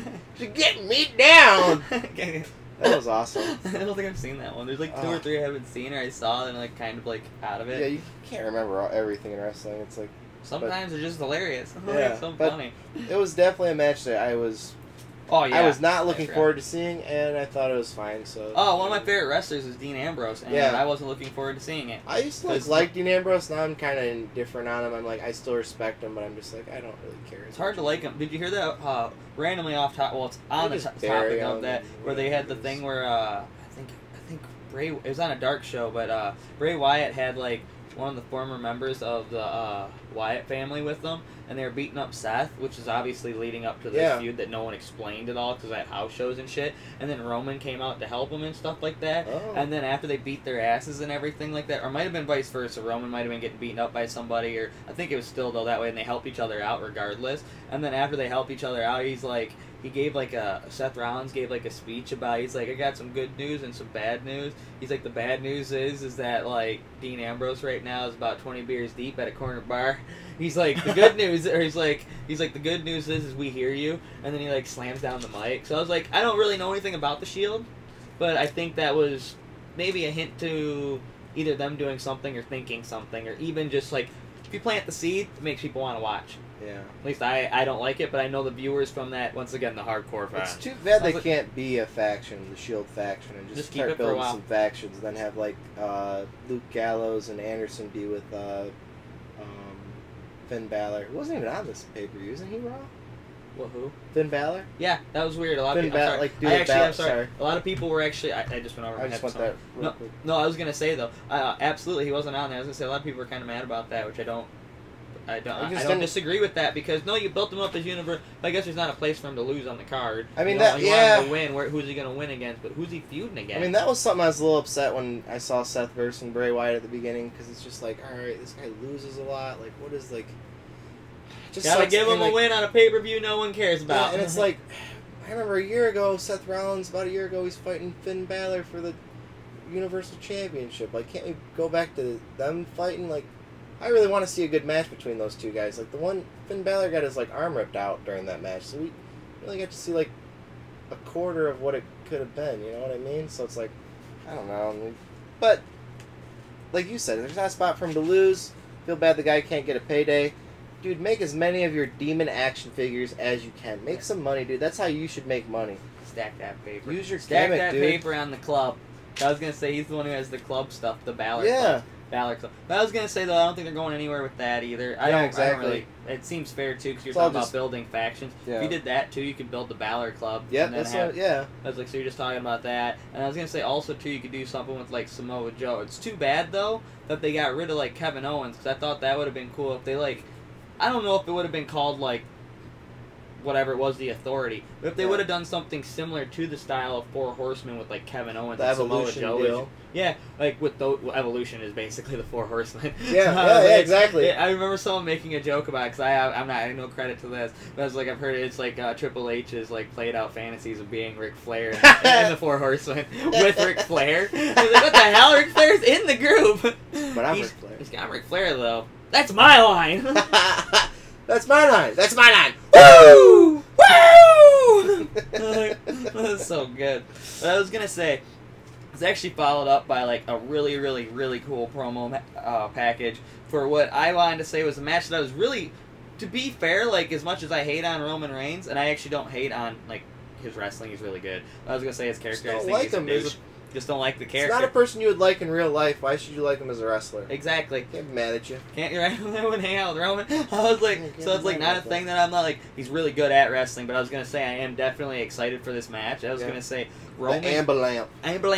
I was gonna say Roman versus Braun. I was like, roar!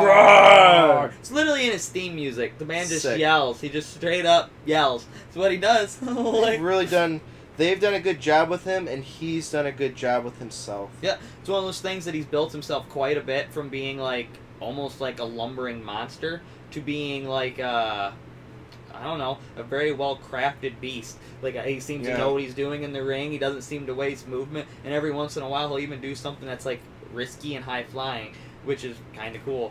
But as, like, to an extent, regardless... Not at the point. But I was going to say, though, this match was really, really, really, I thought, decent. I thought it was one of the cooler matches of the night. And I was going to say, one thing I noticed that Braun actually got cheered when he came out, if you noticed. Oh, had, yeah. Right? He had an overwhelming response. But to be fair, too, Roman's response was huge. Like there's like a little trickle after Braun came out. You could hear, Roman sucks, and then Roman came out, and then it was just like... And it went down, but it started crazy. You could just... I was like, man, this is starting to become Cena-ish. Starting to become that there's boos and cheers mixed together. Maybe there's something Maybe they're piping it in? I don't know. Who knows, right? Maybe they're doing something that we don't, get. Like even with, like, John Cena, they did it. Obviously, it's like it's a character that no matter what, you still care about him, hate or like. So maybe they're doing that with Roman Reigns, and we don't really get that. It's being subliminally like forced on us in a way that we can't like help it. God, I kind of don't hate him, but I kind of don't. Oh, I don't mind him. Like, yeah, I mean, I don't know. I'm kind of a fan of Roman Reigns now. I like him. I think he's pretty cool. He puts on good matches. I like the moves he does, and the moves he does, I think he does very well.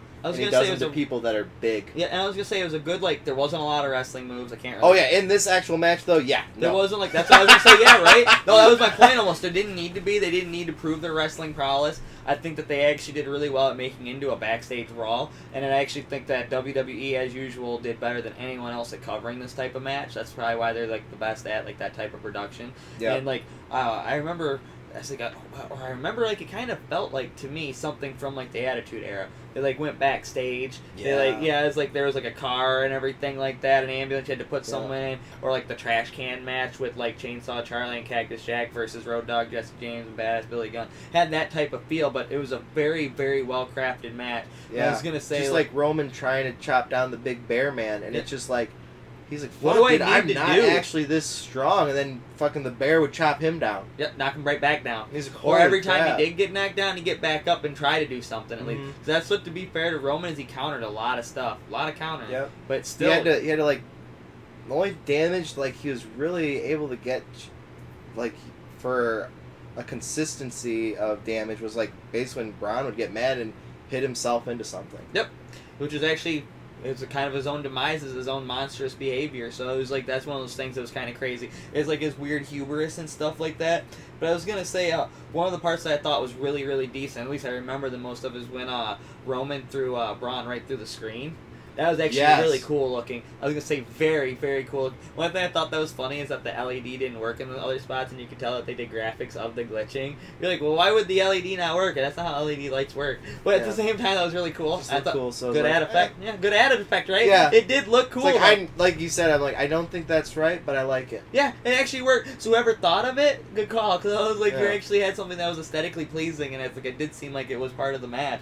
But I was gonna say though, as well, I want to say that the ending ended up being fairly decent because they finally get to the ambulance and they do a lot of brawling in front of it. It's like I was gonna say, I believe he does a spear off the Superman punch jumping off to the ambulance area because it's kind of on a drop. I think he got two of them right. He did one and it wasn't enough. They had to do another one. Tried to get him in after that. Yeah, I tried to get him in. It still he still didn't get him in. He started lifting him in, and then Braun actually ripped out. His upper body was in, but his legs weren't. But his upper body, he grabbed a backboard and took the backboard out. And that was actually a pretty hellacious thing where he just like smashed it on the back of Roman twice. Yeah. And then Roman threw him into the screen. And then after that, they actually went back to brawling in front of it. And then like Braun was set up right in front of the ambulance. And then Roman went to go for a spear, and then actually Braun jumped out of the way. And ironically, the monstrous hubris that usually befalls the monster befell the babyface superhero. Yeah, the big dog. Yep, the big dog ended up getting tricked into his cage. Yeah. And he wet him. Yeah, he tried to hit freaking Strowman with the lights, that lighting structure, to weaken him, but dude, he's a monster. It's not enough. And so when he went... He did sell that really well, though, Roman. Like, he's like, what else do I need to do? Yeah, he's like, what else can I do? And he just doing it, so he even, like, looked up, he's just going to kill this guy. So I'm just going to use this lighting rig and just hit you in the face with it. And then he's like, I'm going to freaking just hit you with my spear, but he jumped out of the way and freaking Braun shut the doors on him. Just destroyed. He speared himself into the fucking ambulance. One thing too, before we go any further though, like I just want to say, like, absolutely. There was a spot that I thought was awesome where Roman Reigns had to got a chair out before. This was before they made their way. This is like right before they made their way up the ramp. Yep. And he's using a chair on Braun, and then eventually Braun's like, no. Yeah, didn't sell it at all. Fuck that. I'm not gonna sell that. And he just like took the chair from him, beat him up to the ring. There's another spot. There's only so many times you can hit me with a chair, my friend. There's another spot earlier in the match where Braun Strowman hits this. It was a devastating power slam. It was like one of the only. We were talking about there's not very much wrestling very many moves, right? It was like the only wrestling move that I can think of, really, like old school style. And it was like hard as fuck. And I was just like, holy shit, he's dead. And he like tries to pin him for a second. He's like, oh wait, I'm not supposed to pin him, but like. Even after he hit him with that move, I was like, well, pin him. Just destroy him. And I was like, oh yeah, this is an ambulance match. Like, that's how freaking hard that move was. How effective it was. Critically effective. I was like, I can't even be mad at you for being confused, because I was confused, and I watch wrestling all the time, so... Because he gives a critical hit. Yeah, but so, to get back... critical hit, kill him. It was really sweet. This match is cool, but to get back to back when they're on the ambulance and he threw him in. One thing, did you notice, like, I don't think there's that many This Is Awesome chants throughout the whole pay-per-view, because... I wrote down that there was one after he got hit into the screen, but I don't remember any other. Maybe during the Sheamus versus Hardy's match, there was probably one. Yep, and I can't think of very many more.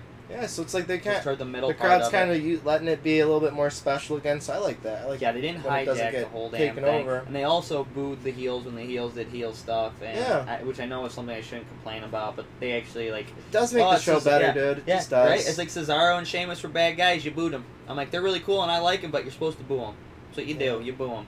I was like, I get it. Everyone has like their favorite one or two guys, but everyone can't always cheer like fucking the good guy or the bad guy. I apologize. Yeah. It just doesn't make it very good. But I was gonna say that speaking of a good guy not getting cheered, Roman burst out of like the ambulance at the end of the match or towards the end of the match and proceeds to beat the living hell out of Braun Strowman, which is insane. It was actually really cool. Yeah. And then spears him into the back of the ambulance. thinking that would be it. No, Roman goes on what it seems to be some sort of berserk, maddening. Yeah, he went berserker, dude. Samoan madness, and then he ends up locking the doors, gets into the ambulance, and drives it backstage. Throws out a paramedic. That guy could save people. Not anymore. Could have. Roman Reigns just fucked that guy out. He's done.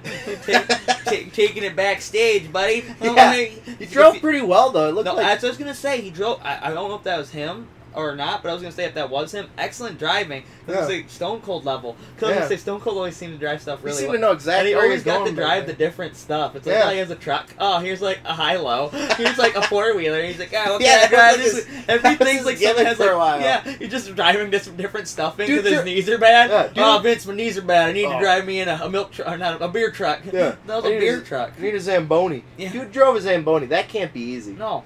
He seemed fine on it, though. Didn't even care. I was gonna say, didn't he pick that one thing up with Triple H in it?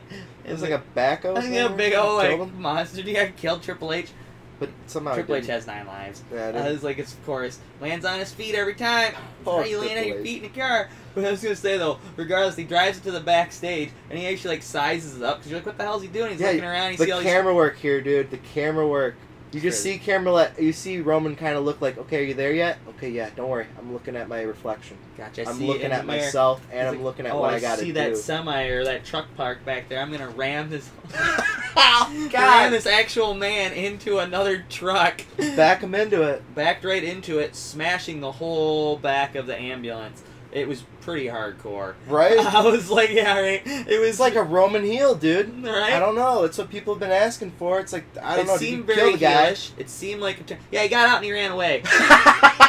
He was like, hey, what? He actually got out and, like looked around, scared, had a limp, and then ran away. He ran behind 2 other trucks. I was like, it was actually really, really funny. And then Kurt Angle comes out with, like, a whole entourage of, like, yeah, right? What the hell? What's going on, dude? What's the deal here? Yeah, I'm just gonna leave. Like Roman left. You just killed the man. It's murder. It's attempted murder. It's attempted vehicular manslaughter.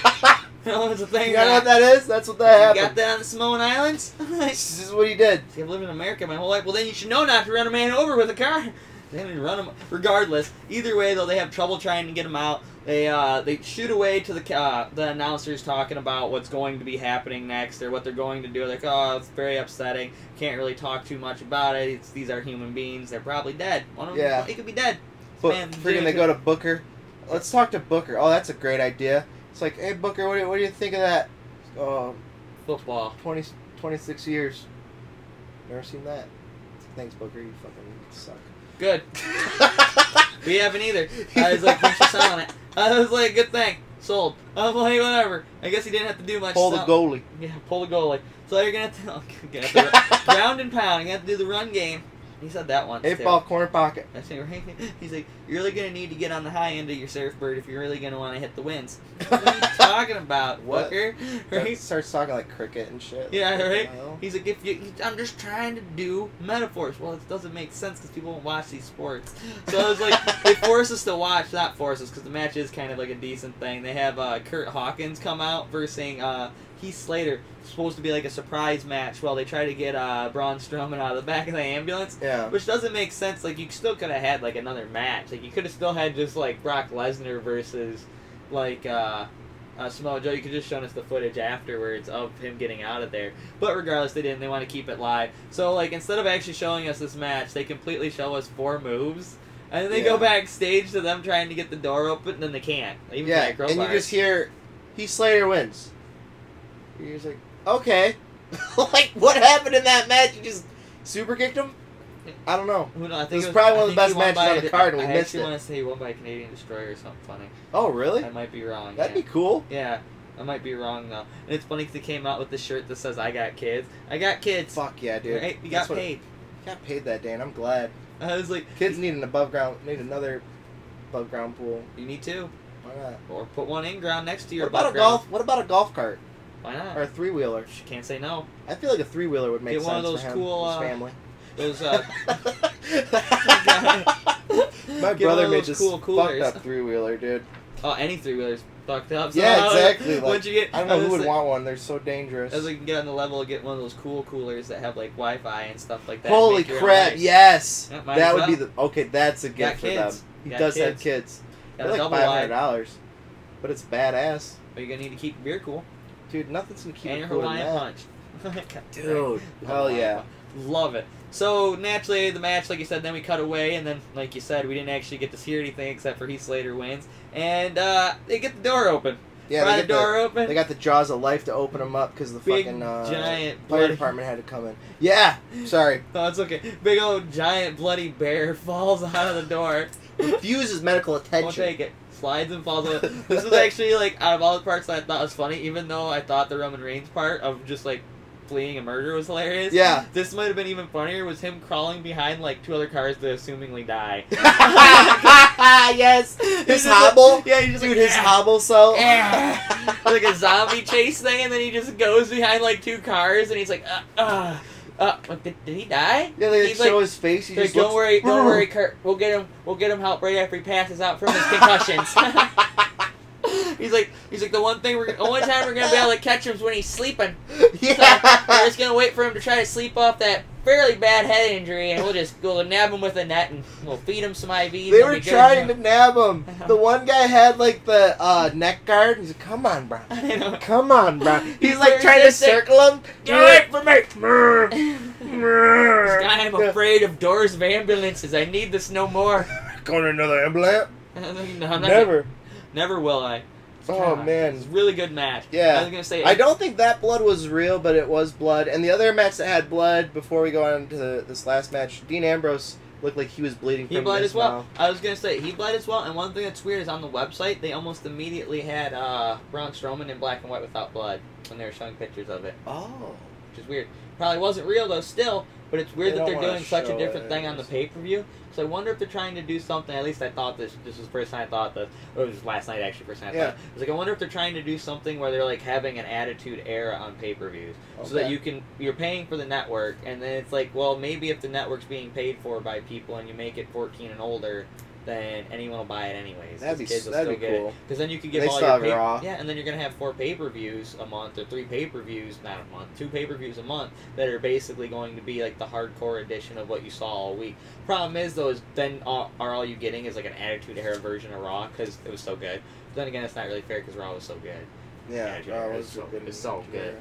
And if the Attitude Era Raw actually had matches on it that were good, that'd be pretty cool. Cause all I remember is just like stories that were so interesting. I want to say there's and maybe supposed like to be an amazing Bret Hart versus 1, 2, 3 Kid match on Raw.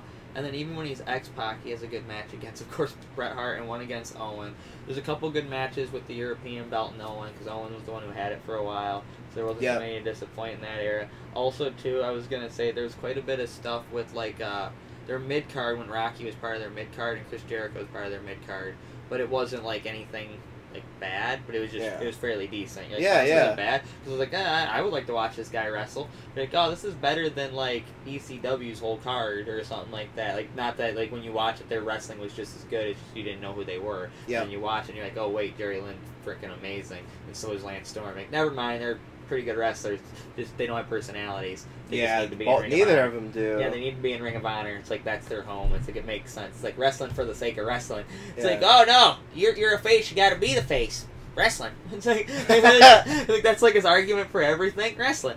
He's like that Jim Cornette's. They're very Jim Cornette-ish. Yeah, and not like a bad thing. So it's like they need a Jim Cornette. They need their manager because they're wrestling. Yeah, right. That's talk for me and I'll wrestle. I was almost even saying too, their style of personality is a Jim Cornette of wrestling too. They're like no high flying, no whoopsie doodles. Like only when you need to do the bump, and like why would I hit a guy? Like Lance Storm is super. Like if you ever seen his chair shots, they're like the worst.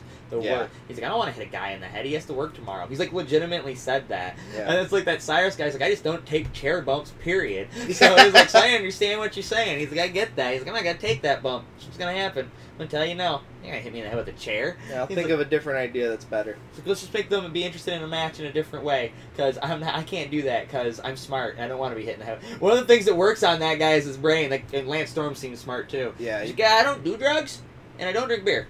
I don't really want to die. I don't want to kill my family. I'm Canadian. Pretty satisfied with Tim Hortons.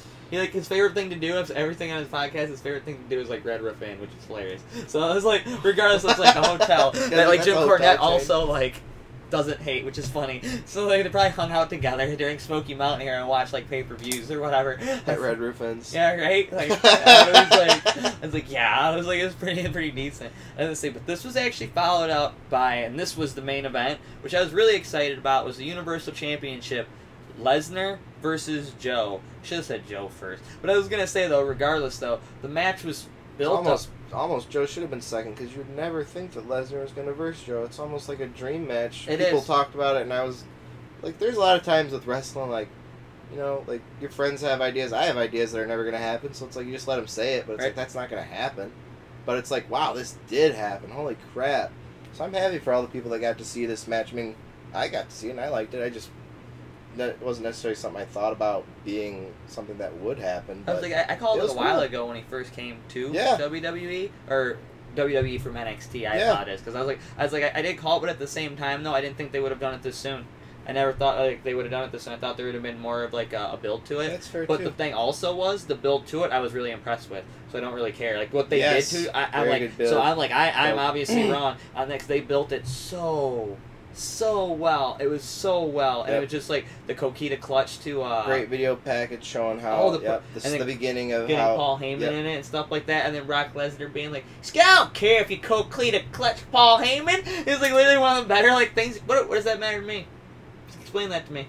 And like Paul Heyman's like, good point actually. I'm like, he's like, what's that? He's like, I'm gonna beat him no matter what. So Coquita clutch whoever you want. It's like, oh, okay, fair enough. I was like, which is kind of like, I like the thing with Brock Lesnar and his promos are that he sits in a room and does a promo. And I know people may not like that. He's like calm and he just sits in a chair. Like it's like that's kind of how he should be. He's a champion that's like, I don't know. He's to a level 2 where he is a beast. Dude has earned that right. Like whatever. He was IWGP World Heavyweight Champion and beat Shinsuke Nakamura during that like before the reign of getting it. So it's like a lot of the people that are like, oh, he's not a good wrestler. He's wrestled in other places and he's like I'm not like a huge Lesnar fan, but I get the idea of what Lesnar is to wrestling, and everyone needs a monster. And when you have a monster like that, like, he's legitimately won fucking UFC championship. Last time he fought in the UFC, he was on steroids, but I don't know, they had him fight that guy, and that guy's like, I wasn't happy that Mark Hunt lost like that and all that, whatever, but before the fight, he's like, I don't care if you're on steroids. I think you're on steroids. It's something to that effect.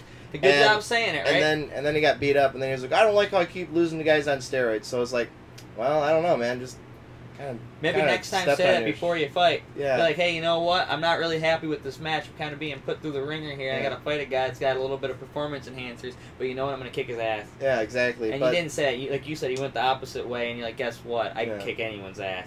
So you got to build your fight, but it's not fair if you're already losing. You got an arm tied behind your back. It's not. This isn't professional wrestling. This is UFC, friend. You should not cheat. Yeah. But at the same time, though, I don't feel like other people may not cheat though. So I mean, it's like one of those things that's kind of effed up as well. It's like, do you maybe you cheat?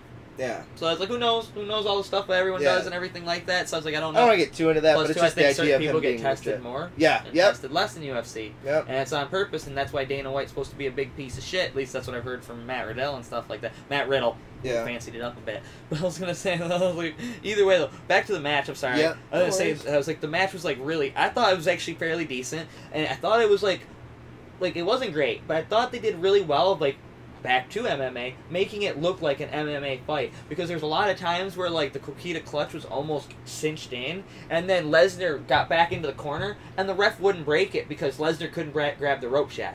So like they kind of gave him like a little bit, like if that was a regular match, I almost feel like I think you're supposed to like do a rope break. Yeah, I don't know what the rules were with that, because like there's a part where he like had the clutch and he was like holding the rope. Brock was holding the rope with his hand. That was a botch, right? That was towards the end of it, and that's where the F5 came up. I was like, aren't you supposed... Okay, so maybe earlier that didn't happen, so I just didn't register it. No, you're right, though, but that did happen, though. Okay. I was going to say that was towards the end, too, like near the end of the match, where he does one Coquita clutch, can't actually get it cinched and stuff like that, and then he goes for it, I want to say, the second time, or when he goes for it the second time, I don't remember how he exactly gets out of it, but then The second time, or the third time, he goes to do the F5, and he slips out of the F5 and immediately goes for the clutch, but then he backs him into the corner. Yeah. And then when he backs him into the corner, he ends up grabbing the rope, but then, like, Joe pushes him off the rope, so I don't know if that... Because once you grab the rope, it's supposed to be a rope break. That's what I... Yeah, right. It's not a count to 5, or if you're strong enough, you can pull him off of it. But to be fair, during the women's match, they did something that was really messed up, where Sasha Banks, not to go back to that, was getting her into the bank statement, and she actually tried to use the rope to push off, to keep Alexa Bliss into the move. And they're like, Corey even was like, oh, a really good tactical move by Sasha Banks. I'm like, well, technically, if she's doing that, that's cheating. Yeah. That's what a heel would do. So it's not a good tactical move. That's cheating. I'm like, and Corey Greaves, you're also a heel commentator. Yeah. So you're pushing. But I was like, that's regardless. So I guess that stuff doesn't really matter either way. But I was gonna say it's one of those moments. But you're exactly right. I didn't know the ruling on that either, and it did seem kind of odd. But I think he like gets him out of the corner and then basically puts him back into the F5 and does the F5 to him, and then gets him with one F5, which I thought wasn't like. Thought you should have probably done maybe 2, maybe 3. Yeah. I get the 1 though because he also did. He brought him, I believe, to Suplex City 6 times. Yeah, I believe there's about 6. Yep. They said I didn't actually count them, but I believe that's what the announcers were saying. I was gonna say 6. I'm pretty sure it was 6. Yeah. I was gonna say. And it was one thing we didn't mention at the very beginning of the match. Right away, like Brock looked a little hesitant as he was like doing his little hot dog. He's looking at he's looking at Joe, and then right when he stopped looking at Joe, Joe fucking attacked him, fucking beat the crap out of him, threw him outside, and like I don't know what move he did to him, but he broke him in. He smashed him into the table outside. I'm sorry, I can't remember what he did. A power slam, or I think it was just like a power slam or a Samoan slam. Yeah, something like that. Pick him up and then do like a fireman's drop or something. Yeah, but I was gonna say. But he broke him through the table, so like drivered him. Yeah, like, so wait, like it was originally a wounded Brock Lesnar at the beginning of it, so it helped. Yeah, and build him as a face to be like, no, I'm gonna still fight. I still want to fight. And the bell wasn't rung yet either. Yeah, so the bell wasn't rung. Yeah, good point. So I was gonna say he took advantage of even like the bell not even being rang or anything like that, which is pretty crazy in itself. I was gonna say good call by Joe. I think that's Joe's thing is that he's supposed to be like tactically aware. So I was gonna say because they even said at the end of the match and everything that it's like he caught Joe off guard. It's like, do you think that'll happen again, or what's the possibility of that happening again? So I don't know if they're gonna make like. Oh, maybe they will fight again then. Or maybe they'll build to it. Like I said, like maybe not allowing it to happen though. Like that's what I feel too. Is like that's something I don't think they'll have happen right away. I think it's something that they won't allow to have happen, and instead make Joe get pissed off, and then have to like go to Kurt Angle and be like, because Kurt Angle and Joe have actually had a feud in TNA where they wrestled.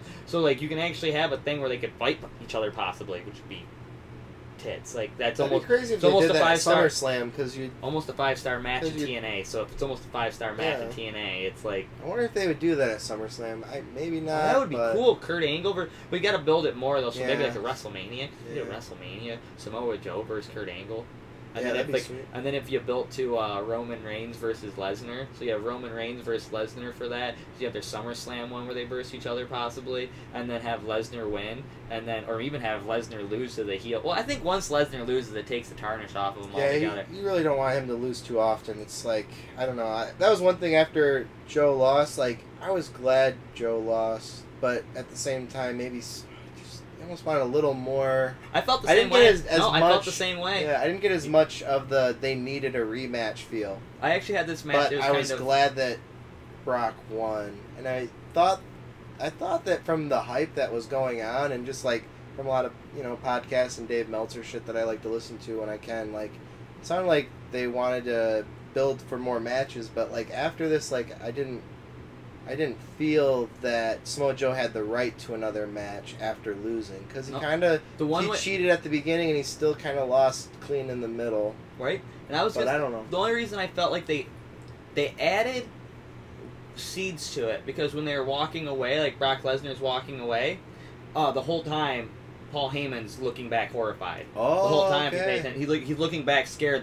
When they've beaten other people, he walks away like he's like seriously. He won't even put his hand. He's walking kind of like He actually, it's kind of funny, he walks like the mayor in Nightmare Before Christmas. The two-faced mayor. He's being really scared, the paranoid one and shit like that. Butt tight. Yeah, exactly. Yeah, absolutely. And then Lesnar gets all the way up to the entrance of the ramp and stuff like that, and then turns around and rubs his neck, and he's like super purple. And Joe's actually like standing like almost like a ninja, and he had been the whole time. Then his sweat stripping off him, and he was staring him down, not moving. And that's when they made the comment about, it's like, oh, you caught Joe off guard. Do you think that'll happen again? Okay. And it's like that was like the end of it. So I'm like, that's one of the few parts that I was like, maybe. But like, my thing is, those I don't think they're gonna fight right away, because if you keep Joe a heel, right? Like, you keep him a heel, and then if you don't have him verse like Kurt Angle, that was just like a joke, throwing that out there. Like, that's not something that's like, say you actually but keep, still would be cool. it'd be a neat match, right? But I was gonna say though, if you actually keep Joe like a heel and everything like that, and then you have like a build of Roman being a heel at SummerSlam, you can have the tried and true champion being a face, Lesnar, going into SummerSlam versus the heel Roman Reigns. And then you can even have Roman take the belt if you want to, because no one would be upset. Like, at least that's part of the WWE. If he heel Roman Reigns with, if he went heel Roman Reigns with like a fist filler for a Superman punch or something like that to beat him, that'd be badass. You know what I'm saying? So it's like, well, I'm sick of this shit. I'm gonna fucking do a little cheating myself. Even though it's horrible, if Samoa Joe helped him, but I don't know why he would help somebody. Cause they're both Samoan. It's stupid. Either way, whatever. But I was gonna say though, my thing was too is then you could have him like if he wins it too, Brock Lesnar ends up winning. You have the opportunity too to still build to another Joe versus Lesnar for WrestleMania, and then like you can even have Joe win Royal Rumble or whatever. So it's like it's one of those type of things. I don't know how Royal Rumble works. I don't know if that's Raw or both. So it's one of those things. I think it's both. Yeah, which is because they have like I think they have the four both. Yep. The big four. The big four are still both, and then everything else, all the other months have 2 pay-per-views. So I don't know the math on that, but it's like a lot of pay-per-views, but not quite. Almost 2 each month. Almost. Yeah, it's like almost like a 1.5. It's kind of odd. Yeah, maybe like that. What's that? 3/4 of them are, and then the other quarter. There's another one in 2 more weeks. Yeah, Battlegrounds coming out. It's every 2 weeks, crazy. I think, which is odd. But, or at least now it's every 2 weeks, and except for like when you go to the big ones, it's like a 3 to 4 week build. No. Or maybe it's only a 3-week build. It might only be 3 weeks. They don't want you to go too long without it. So I was like, they don't want you to go too long. But I was gonna say actually with this match too. So I was like, I gave it a 4 out of 5. I didn't like rate it as well as I rated like the ambulance match or the. So I gave actually the ambulance match a 4.25 as well, and I was like, or the tag match because those are my two. Those are always weird gimmick matches for me are weird to rate. But I fucking liked it. I liked it a lot. And I feel like what's weird with the gimmick match for me, the way to rate it is that you don't botch anything within the storyline. So like, it's not like one of the TNA X division things where you have like the belt hanging up in the middle of the thing and it falls down. Yeah. And you got to fight over grabbing it.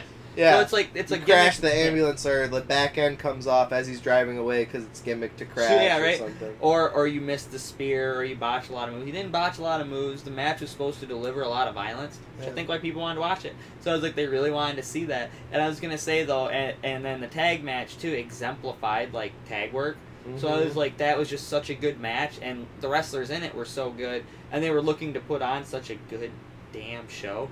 Oh man, I really hope that they get to have a match. Oh, you know what'd be neat? If they versed each other in a tables, ladders, and chair match at SummerSlam. That'd be sick. For the belts, and then that's when the Hardys could finally beat them. Yeah. And or finally break. Or break, yeah. Because, I don't know, we were talking one time about, it's like, just, if you can't get that gimmick, just change it. Just, instead of being broken, be fragmented, be crushed, be whatever. Destroyed, whatever Destroyed. It is. Annihilated. You can't be Brother Nero, be Brother... Look up some other fucked up... Brother Caligula. Greek. Okay, there you go. Caligula was his, I believe, nephew or something weird, or uncle, one of the two. I don't know which one came first. Yeah. But either way, though, one of them molested the other one, so the reason that the one acted the way that he did... I want to say Caligula molested Nero, so Nero became even more fucked up. Because Caligula had, like, a weird orgy island, and he brought Nero there, and Nero was, like, forced to live there with his mother and stuff like that. Nero killed his own mother. It's weird. Whoa, maybe it was, yeah. Caligula also, though, has, like... There's a song by them Crooked Vultures called Caligula Love, which is awesome. All off topic. But he's like, you are right, though. Just change the name and use the same basis of what it is. Absolutely. It's like it wouldn't hurt any at all. Sucks you can't say, maybe, I don't know if Delete is owned. Is that the one owned? What does it matter? The crowd says it anyway. Erase. Yeah. I don't know. Whatever. Backspace. Backspace. Backspace. Backspace. Backspace. Backspace. It's like on one of those like weird like test things when you're like, what is apple to orange? Yes. Or if apple is to orange, what is banana to? It's like pear. Yeah. It's like what is delete to backspace. I'm like, yeah. Backspace is delete as delete is to backspace. I'm like, I don't know though. I was or like, enter as to return or whatever on the. Yeah, there you go. Yeah. But I don't know, man. I like this pay-per-view a lot. I thought all the matches delivered. Yeah, all the matches I thought did better than. I thought they were all at least 3-star matches. Yeah, I liked the pay-per-view. It was, to me, it was a pay-per-view that was, you know, it's the pay-per-view before SummerSlam, so it's like, I know you said you're a little upset that belts didn't change, but I was like, well, you know, they still got to build these stories, and it does suck that, yeah, it'll probably, a lot of this will get repeated on Raw and yada yada, but I just thought it was all pretty good. I don't know, I liked it. After watching New Japan G1 and shit like that, I was like, man, this is just gonna suck. Like, I don't know, I don't care. But it's like, you know what? They're like, you know what? Our strong point is stories, and we're gonna try to push the stories. And I thought they did a good job with that personally. So I thought this was one of the better pay-per-views personally. So I liked it, but that's just me. Yeah, I was gonna say in defense, I was like, I didn't really like it that much. I didn't hate it. I didn't think it was bad. I didn't think it was really, really good. To me, the way that I felt was that it was there. It was another one of those things where like none of the matches to me mattered, except for the tag match, and the tag match I think mattered a ton. So like that's one of those things. That's why it mattered so much. Even you said like with the Universal title, it's the first time we got to see the Universal title defended, and I don't know how long, and it didn't matter. Like you said, there is a possibility that this match may not be leading up to something. Yeah. It's like this might not even be leading up to something. And I was gonna say Dean Ambrose versus Miz was unnecessary, and Enzo versus Kaz was unnecessary except for the promo package. And it's like it felt like it may have been like Raw but pay-per-view version. So it's like, hey, you want to see all these matches that we pumped on Raw on our network, which is making us more money than evidently like the network being on network TV. Yeah, I would say the Dean Ambrose Miz match was almost just on there because Miz has the belt. Because I was saying about Finn Balor, you think people would probably rather see Finn Balor versus. Yeah, absolutely. But I was gonna say that like for me like more of the upsides absolutely like where like the tag match was, and I was gonna say the ambulance match, like they really did actually like for a story. The one story that I thought did deliver was the ambulance match because could have been a double turn. It's like Braun Strowman could even become face. Who knows? Yeah. And, like he was almost just killed. And I was gonna say to the other extent, Roman Reigns may make the heel change that he's finally never made. So I was gonna say it's a lot of stuff in that's like, oh, that's really, really, really dynamic. Seeds got planted. Yeah, right. So I was like, for me, I was like, you almost said it perfectly. Like all of it was 3 stars. So it's like I think it was like a C+, a C. So like I don't think it was bad, but I just don't think it was like the best thing I've seen, and I don't think it was worse than what was that? Not I actually liked Money in the Bank, but the other one, the Elimination Chamber one for Raw. I didn't like that one at all. That one I didn't think was very good. I feel like the last not the Elimination Chamber one, the one with the elimination match, the 5-way elimination match. I apologize, the Raw one. I thought that one was Backlash or Payback or Payback maybe. It was a Raw one, so it might be Payback. Yeah, Backlash is no, it's okay. There's 200 of them. What does it matter? So I was like, I was gonna say though, but the Money in the Bank I actually thought was pretty. I didn't think that was that bad. Because the guy I liked SmackDown better, and I like the talent for SmackDown. I also like the female division better, even though they did have Lana versus Naomi. But I was like, I didn't think that match was any worse than like Sasha Banks versus Alexa Bliss. Because if it wouldn't have been for the part where she popped her arm out of the socket, I wouldn't have cared about the match. Because it would have had a schmoz ending. I was like, like there was a cool match. There was like she did like almost like a Canadian destroyer on Sasha Banks, which was pretty sweet. I was gonna say John Cena did it to AJ Styles in the match in the Royal Rumble. That one where he does the front flip because John Cena does it like crazy. Because that match so was insane probably when John Cena does it because it's like you are so big. Why? Yeah. I don't know what it's actually called. Yeah, but that's one of the moves that he does against. Yeah, that is true. Yeah, but he did it in the middle of the ring rather than in the corner, using the ring ropes to help him. I don't know if she used the ring ropes to help him, but I feel like she did. But he just did it in the middle, and that was really wild. I was like, I don't know if she was on the ropes either. She might have been. But I was gonna say though, like I didn't really think much of that match, like especially because it was a world title match. So it's like that's not super good when it's like, well, Lana's horrible and she's never really wrestled before, but that match had more to it than. Or not more. The Lana Naomi match. Yeah, because it even had the Money in the Bank like winner for the first ever females Money in the Bank come out. So like it had something to it, and plus they had Ellsworth, so I was like, I thought that was better in general. Yeah. Like Ellsworth actually trumps Slater if Slater's not with Rhino. So I'm like, I'll leave it with that. I was like, so right on.